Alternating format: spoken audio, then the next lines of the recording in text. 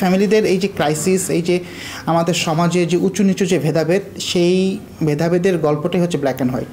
সে জায়গা থেকে একটু বলতে পারি যে এখনকার সময় অস্থিরতার মধ্যেও ব্ল্যাক অ্যান্ড হোয়াইট অনেকখানি দর্শকের গ্রহণযোগ্যতা তৈরি করতে পেরেছে। পরিবারের ওই ফিলোসফিটা আসলে অনুপস্থিত। এখন তারা ব্ল্যাক অ্যান্ড হোয়াইটের মাধ্যমে পরিবারের ওই ফিলোসফি, পরিবারের ওই বন্ধন, ওই আত্মার যে টানটা দেখতে পাচ্ছে, তখন তারা কেউ না কেউ নিজেকেই ওর মাঝে খুঁজে পাচ্ছে।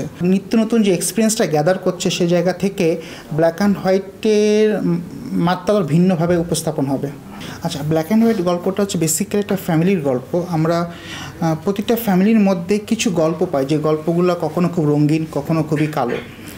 তো এই রঙিন, এই কালো, এই গল্পটাকে আমরা ব্ল্যাক অ্যান্ড হোয়াইটের মাধ্যমে তুলে ধরতে চাচ্ছি। এখানে আসলে 4টা পরিবারকে দেখাচ্ছি। একটা পরিবার হচ্ছে সিঙ্গেল মাদার, যিনি অনেক কষ্ট করে তার 2 মেয়েকে বড় করতেছেন, সমাজে প্রতিষ্ঠিত করার ট্রাই করে যাচ্ছেন।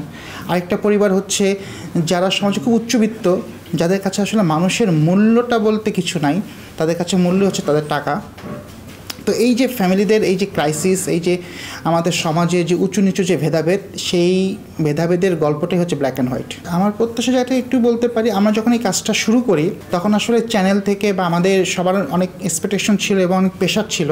এশিয়ান টিভিকে ধন্যবাদ এত সুন্দর একটা গল্প নিয়ে আমাদের সাথে কাজ করার জন্য, এবং এশিয়ান টিভি অনেক দিন পর তাদের সিরিয়ালের যাত্রাটা শুরু করে।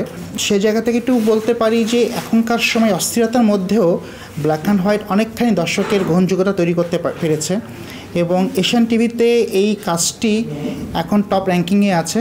আশা করতেছি এটা আরও ভালো পর্যায়ে যাবে এবং দর্শক এটাকে দীর্ঘদিন মনে রাখবে। এই জায়গায় আমি বলতে পারি যে আমি আসলে অনেক লাকি, যে যখনই আমি ব্ল্যাক অ্যান্ড হোয়াইট নিয়ে তাদের সাথে আলোচনা করতে বসলাম, কেউই আসলে আমাকে না বলে নাই। সবাই খুব উৎফুল্লভাবেই এই প্রজেক্টটার সাথে ইনভলভ হয়। এবং আমি যদি স্পেশালি নাম বলতে চাই, নওশোবা, সোহেল মণ্ডল, আয়েশা তাবাসসুম, শান, তারপর হচ্ছে মাহা, আমাদের হচ্ছে আবু হেরা তানভীর, শখ, হোসেন নীরব।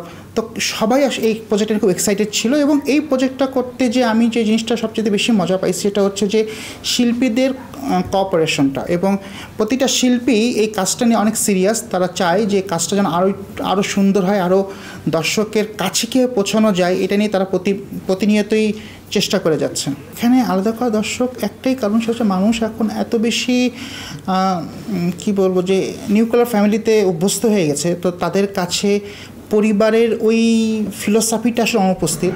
তো যখন তারা ব্ল্যাক অ্যান্ড হোয়াইটের মাধ্যমে পরিবারের ওই ফিলোসফি, পরিবারের ওই বন্ধন, ওই আত্মার যে টানটা দেখতে পাচ্ছে, তখন তারা কেউ না কেউ নিজেকেই ওর মাঝে খুঁজে পাচ্ছে। সো ব্ল্যাক অ্যান্ড হোয়াইট আসলে দর্শকের ওই পালসটাকে নিয়ে কাজ করতেছে বিধায় দর্শকের কাছে এটা আরও অনেক বেশি গ্রহণযোগ্য হিসেবে তৈরি হচ্ছে দিন দিন। শখের যে ব্যাপারটা, যে শখটা ছিল একটা সময় আমাদের ইয়াং বয়সের ক্রাশ। তো যখন আমরা এই গল্পটা নিয়ে ভাবতেছিলাম, তখন আমার মনে আছে যে আমাদের চ্যানেলের হেড অফ প্রোগ্রাম সে ডিসকাশনটা হচ্ছিল। তখন আমরা চিন্তা করলাম যে একটু যদি পিছন ফিরে, যাদের বয়স এখন 35-40, এই দর্শকের যৌবনকালে ক্রাশটাকে নিয়ে যদি কাজ করা যায় তাহলে কেমন হয়, এবং ওই জায়গা থেকে আসলে শখকে পিক করা। আর হোসেন নীরবের কথা একটাই শুধু বলবো যে he is a very good actor. তো আমাদের কাছে মনে হয়েছে যে শখ এবং হোসেন নীরবের এই পেয়ারটা একটু ভিন্ন আঙ্গিকে নিয়ে আসবে। বেসিক্যালি এটা ওয়েবসাইটটা মেগা ধারাবাহিক। আর ভিউয়ের ব্যাপারটাকে আমি এইভাবে দেখি, যদি গল্প ভালো হয়, যদি মেকিংটা সুন্দর হয় এবং দর্শকের কাছে ঠিকঠাক মতো এটা পৌঁছানো দেওয়া যায়, তাহলে যে কোনো ভালো কাজই দর্শক দেখে।